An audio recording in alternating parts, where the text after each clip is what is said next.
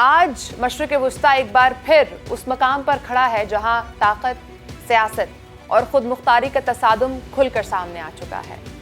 ایران، امریکہ اور اسرائیل کے درمیان حالیہ کشیدگی کسی ایک دن کی پیداوار نہیں بلکہ دہائیوں سے چلنے والی اس کشمکش کا نتیجہ ہے جس میں ایک طرف خطے میں بالادستی قائم رکھنے کی کوشش رہی ہے اور دوسری طرف ایران کا یہ موقف ہے کہ وہ اپنی خود مختاری، دفاعی صلاحیت اور قومی وقار پر کوئی سمجھوتا نہیں کرے گا۔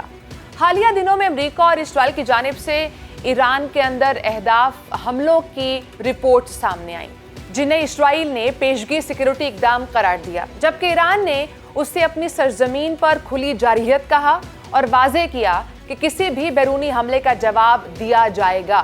اس کے بعد خطے میں جوابی کارروائیوں، میزائل تنصیبات اور فوجی اڈوں کے حوالے سے کشیدگی میں اضافہ ہوا، جس نے خلیج کے پورے خطے کو غیر یقینی صورتحال میں دھکیل دیا۔ یہ تنازع بنیادی طور پر ایران کی جوہری اور میزائل پروگرام کے گرد گھومتا رہا ہے۔ امریکہ اور اسرائیل کا موقف یہ رہا ہے کہ ایران کی صلاحیتیں مستقبل میں ان کے لیے خطرہ بن سکتی ہیں،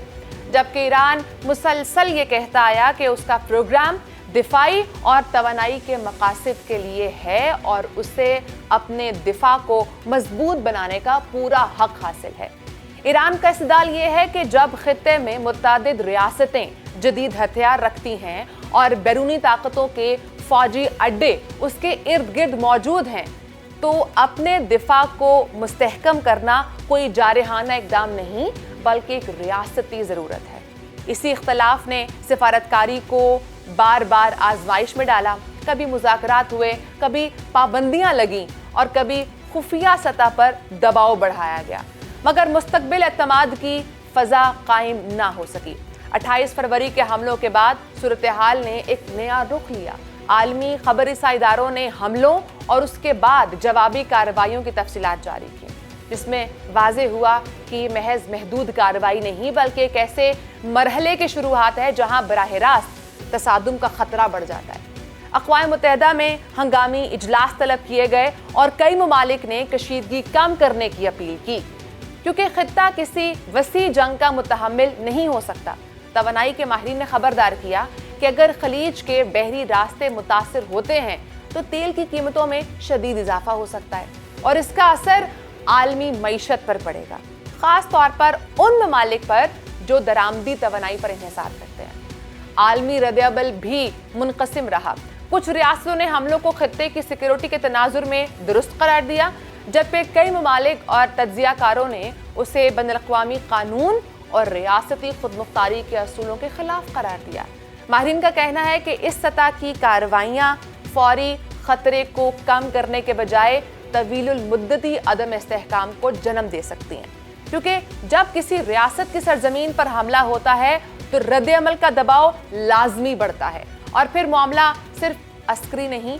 بلکہ سیاسی اور سفارتی بحران میں تبدیل ہو جاتا ہے۔ بعض امریکی حلقوں کے اندر بھی یہ سوال اٹھایا گیا ہے کہ آگے کا سیاسی ہدف کیا ہے اور کیا اس تصادم کے نتائج قابو میں رہ سکیں گے۔ ایران کے نقطہ نظر سے دیکھا جائے تو وہ اس بحران کو اپنی خود مختاری اور دفاع کے حق کے تناظر میں پیش کرتا ہے۔ اس کا موقف یہ ہے کہ اگر اس کی سرزمین پر حملہ ہوگا تو وہ خاموش نہیں رہے گا، اور یہ کہ طاقت کے ذریعے کسی ریاست کو دبانا دیر پا حل نہیں ہو سکتا۔ یہی وجہ ہے کہ ایران کی قیادت مسلسل یہ پیغام دے رہی ہے کہ وہ مذاکرات سے انکار نہیں کرتے مگر دباؤ یا دھمکی کے تحت فیصلے قبول نہیں کرے گا۔ دوسری جانب امریکہ اور اسرائیل اپنی کارروائیوں کو سیکیورٹی کے تقاضوں سے جوڑتے ہیں، اور یہی وہ بنیادی تضاد ہے جس نے خطے کو اس نازک مرحلے تک پہنچایا۔ اب اصل سوال یہ ہے کہ یہ بحران کس سمت جائے گا؟ کیا عالمی دباؤ اور سفارتی کوششیں کشیدگی کو محدود رکھنے میں کامیاب ہوں گی یا یہ تصادم مزید محاذ کھول دے گا؟ تاریخ بتاتی ہے کہ طاقت کے